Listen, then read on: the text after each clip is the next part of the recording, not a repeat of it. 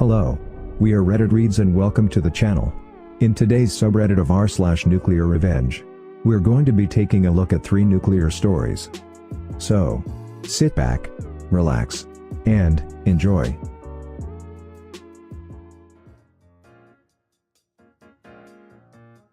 Entitled Kid Tries to Get Me Arrested? Enjoy your own criminal record. Background info. This happened back when I was in sophomore year, and was a bit of a nerd but in a weird phase where I was actually starting to get some confidence. I spent the last 2 years thinking about launching an online business, back when Shopify wasn't as popular and prominent, and finally started to get on track. So I spent several weeks going to wholesale websites, gathering products, designing the websites, etc. Once it launches, I decide to start small and only use my school district as the target market. Of course, there is mistrust with this system because no one takes a high school kid with an Amazon SQ website seriously. But after a while and some small purchases, I had a decent customer base with around 10 to 25 orders per week. This was first when the school found out about it, and the AP, assistant principal, calls me down to his office, and basically lectures me on the importance of the legality and on how I need to change the name of the website. Basically, I named it after the school, which was named after a well-known politician's family. They didn't want legal issues. I did a lot of homework involving this, and legally checked everything, especially since I was a minor, and I didn't want to cause any kind of issues for my own family.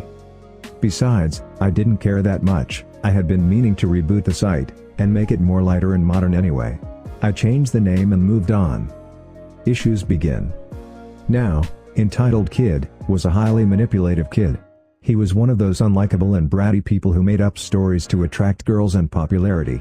He always bragged he was going to be rich because of how rich his parents are. Girls would be obsessed with him. He said he was going to be in movies, basically all sorts of delusional claims. I started out being uneasy friends with him, meaning I just talked to him in class, but I slowly drifted away from him because he would constantly flirt and harass these 2 girls, even though they told him not to, and I even tried to stop him once. Most of our entire grade didn't like this kid, but then, he claims he owned the website and ran it. And, if anyone knows marketing, an unsavory person with ownership is always bad for business. So I confront him and he apologizes, saying that he'll retract his claims and say the truth. The next day he did the exact opposite, and spread rumors of how the situation happened in the opposite manner. This angered me and he forced my hand. I went straight to the site and made a notification post and email to all my customers saying that, due to several circulating rumors about our business, we would like to remind our customers that Entitled Kids does not own the website nor is he connected with us in any shape or form. Thank you for your service. Please be sure to check out our Easter sale. Embarrassed, Entitled Kid makes the most insane claim that I have ever heard, that I'm using the website to launder and sell drugs and weapons through school. Post-Columbine, this was taken very seriously and I was called down to the office where I found my AP and 3 police officers waiting for me. They questioned me, the website, etc. while patting me down and searching my backpack, jacket, and belongings. They freaked out when they saw a condom and credit card, and a knife.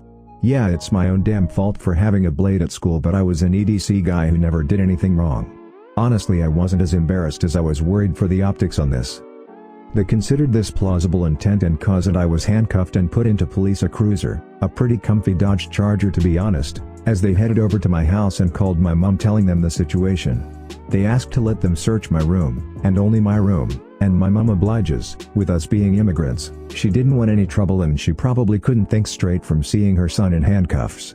It angered me for a cop to hold me against the wall while I'm restrained, while 2 more turned my room upside down looking for something that didn't exist while my mother cried her eyes out at all this happening. They didn't find anything of interest except this out-of-school project I was working on, J-Laser videos, fire gloves, search it up. I had 3 of them and parts for at least 3 more. The officers asked me what it was and how it worked. I told them the basics and it was for a science fair. They took them in as evidence and questioned the legality of the gloves while taking pictures along with a single canister of butane fuel. I get a suspension for 3.5 days. The rest of my school day was in school suspension, aka isolation, but no criminal charges since there was no evidence. Well, no shit. I checked the office's sign-in sheet. Whenever we talk to an AP, they keep a record of the time, name, and date of when someone comes in. As I signed out too, I see one name before my own, entitled Kids. My anger doubles as all I can think of is ways to kill him, but I calm myself, saying that his time will come. The next 3 days allow me to plan for my revenge. Revenge time. One of my friends had a recording of how entitled Kid said he wanted to push a girl off a balcony at a party they both were at because she rejected him. Maybe somehow that recording was emailed to the police department, teachers, and several students through a throwaway email. I recorded him stalking this girl from school and all the way to her house and peeking in through her window. This didn't happen once, twice, but 4 times. This was edited almost like a montage and emailed as well. Once every 5 weeks, the school brought in drug dogs. I saw a K9 police car in the parking lot and quickly texted my friend that was a pothead. I told him to bring a weed brownie and put it in entitled Kid's bad one during the second period, which was at the other side of the school so he wouldn't get caught. This went swimmingly as hallway banter was filled with entitled kids being caught with drugs in school. End result. Entitled Kid was expelled, had a restraining order filed on him by the girl along with 2 others who came forward, and had a court case the next month. The second girl had a boyfriend who was a classmate of mine, and I let him know what he was doing.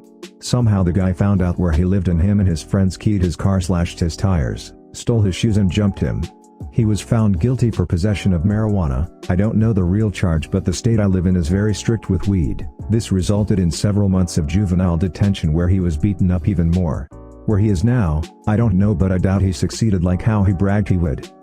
I spent the rest of the year in a very peaceful mindset.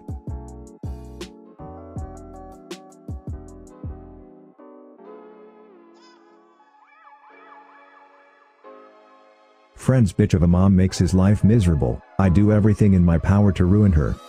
So I know a guy who I am best friends with. For the past couple of months, he has been really distant and has stopped being as cheerful.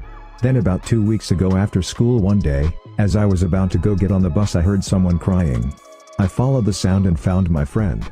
I hugged him and asked him what was wrong, and he just broke down in my arms. His mother had really wanted a girl, and while my friend looks a lot like a girl, he is a guy. His mother has made him cross-dress as a girl whenever they are at home since he was 5 for the past 10 years. And she would always beat him and insult him, etc. whenever he tried to speak against her. Recently, it has gotten worse to the point where she is trying to make him wear dresses and shit to school. My friend told me that day he wanted to kill himself. When I heard this, I was beyond livid. But, I had an idea. I told him to go home, and if she made him do anything he didn't want to, refuse. He asked me why, and I told him my plan. I would photograph everything for the next few days, and at the end of the week, I would show my parents, who are lawyers.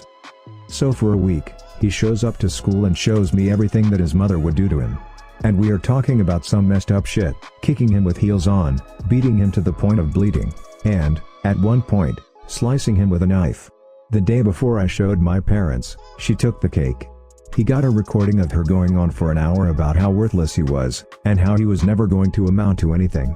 I show all this to my parents and, oh boy, I have never had so much respect and fear for my parents. They told me to call the police and tell them everything this bitch had done. We offered my friend a place to stay for the weekend as his mother was arrested. But, I wasn't done.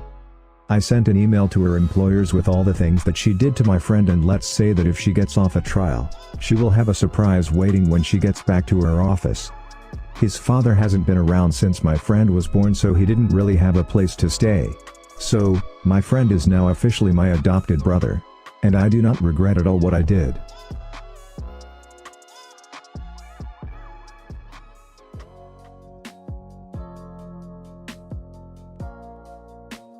Like wrecking mailboxes? Have fun with 2 broken arms. So I live in a rural part of New Zealand, where it's easy to get rowdy in the weekend/Friday night as there is little to no police presence. This story took place a fair few years ago, so I can only remember what my father told me about what happened. So basically, in the area, there is a house full of young adults, bogans some might say. Bogans equals rednecks. All of the bogans have either big trucks and utes or old shitty sports cars that are modded to go fast. And when the story took place there was like 10 of them, so Friday and weekend nights could get pretty loud when they raced around the few country roads in the area. Now I don't know how they came up with this idea, but I assume they had been on the piss when they first tried it. What did they do? They hog-tied a fucking log to the front of one of their older trucks and went round ramming all the mailboxes. Now, my dad wasn't too mad the first time, In fact, he did marvel at how they managed to get a whole log onto the front of the truck and still get a decent speed going. To this day we still have no clue. But after the second and third time, he got pretty mad. So after the third time he said fuck it, went to Mitre 10, like a home improvement store, and bought a great big thick solid metal pole, and proceeded to paint the first half meter of it brown, so it looked like wood, attach the mailbox up top and bury the last 10 meters of it into the ground, holding the bottom of this down with another half meter of concrete. He never does things by halves LMAO. He spent Monday and Tuesday working on it, and then we waited until Friday. Friday came, but instead of the satisfaction of a wrecked car the top of the drive we just got races going up and down the road. Fast forward 24 hours and we hear loud engines around 10 p.m. And a crash. And another, at this point they're running over mailboxes further up the road. And then the biggest boom you've ever heard, then screaming. My father ran up to the top of the drive and had to call an ambulance and a tow truck. Our mailbox was where the handbrake was, essentially breaking the front of the car in half, completely killing the Monitor engine and wrecking the car. Not only that, but as the car had come to a complete stop the driver had broken both his arms on the steering wheel, and the passenger in the front seat had gotten a concussion. After the police and ambulance had arrived, we learnt that everyone in the car was so drunk it was a miracle they were hitting mailboxes and not trees or power lines, meaning that the driver got a hefty drunk driving job done on him as well as destruction of property, speeding and I think a few other things, as he was wanted for a fight that had happened a few weekends ago in the pub as he was caught out by the security footage. They never ran over mailboxes again.